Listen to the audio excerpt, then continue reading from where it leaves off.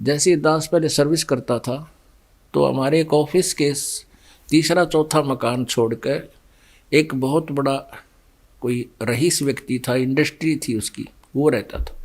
उसकी एक 8-9 वर्ष की लड़की थी और उसने उसके लिए एक नौकरानी ला रखी थी। वो लड़की स्कूल जाती थी और स्कूल वहाँ से, उस लड़की का स्कूल ज़्यादा से ज़्यादा 2000 फुट होगा, यानी यहाँ से ये सड़क, इससे थोड़ा और आगे लगा लो 2-4 एकड़, 500-400 फुट और होगा। तो उसके लिए उसने ना कोई गाड़ी की थी, वो लड़की पैदल चली जाती थी और उसकी नौकरानी उसका साथ छोड़कर आती थी और छुट्टी के समय लेकर आती थी।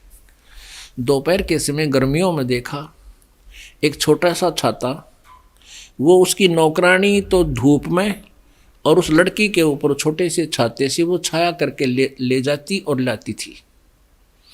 और अंदर फिर उसको कितनी सेवा करती होगी, उसके कपड़े धोने, पहनाने, ड्रेस बदलनी, उसके रोटी पानी खिलाने, सारा प्रकार के वो कार्य करती थी। अब वो उसको कितना प्यार देती थी, और जब उसको नौकरी से निकाल दिया,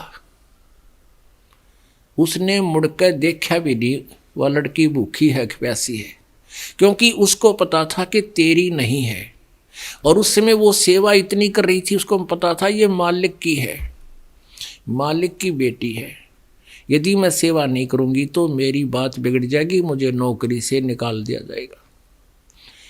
ये सोचकर मालिक की बेटी समझ के वह इतनी सेवा कर रही थी, स्वयं धूप में और उसके ऊपर छाया। ऐसे ही आप जी ने ये बच्चे पोते पोती बेटा बेटी जो हैं, ये उस परमात्मा के मालिक के बच्चे हैं, और इनकी सेवा में यदि आप कमी छोड़ोगे तो आप दोषी हो जाओगे, इस दृष्टिकोण से।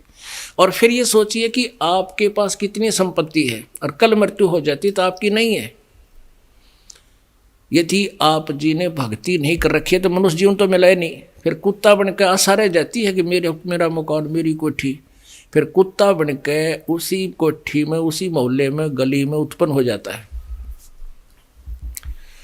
और जिस कोठी को बनाने में सारा जीवन लगा दिया, अब उसका उसमें प्रवेश भी निषेध है उस कुत्ते का, और बाहर गली में बैठा है उसकी छाया में बाहर। तो पुण्यात्माओं ये याद रखना,